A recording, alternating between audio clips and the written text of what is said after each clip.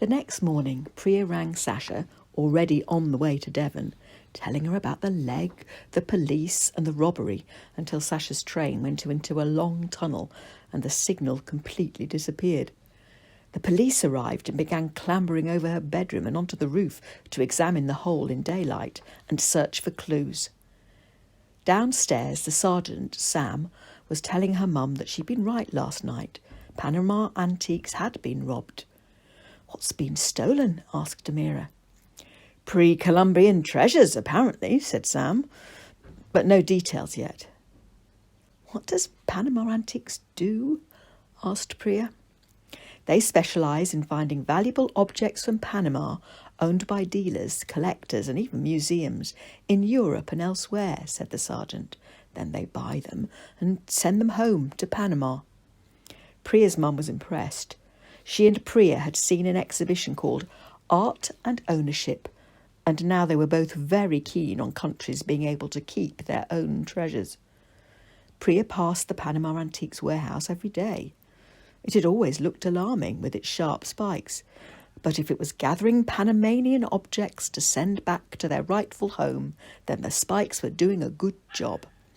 She made a mental note to check an atlas or look up on Google where Panama actually was. She set off to do George's shopping, hoping she could carry everything on the way home. George was an elderly neighbour.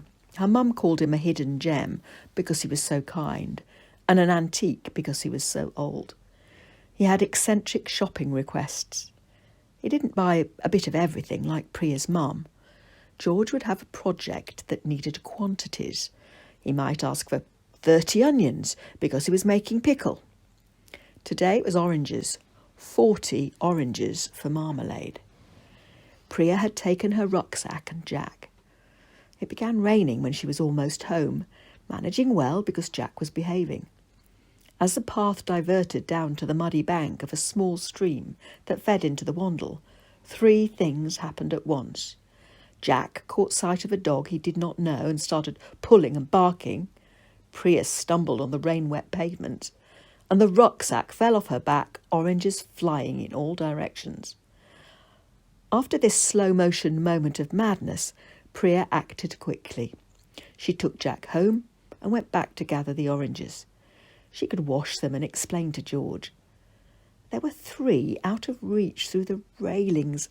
She put her hand through and retrieved them, but caught sight of something else. Something was glittering, even in the rain, very brightly. She stretched her very furthest. Her fingertips grasped it. It was cold and heavy in her hand. A golden frog.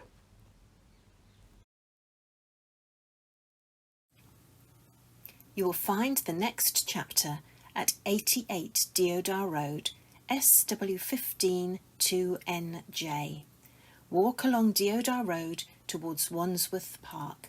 Number 88 is on the right, just before the park entrance.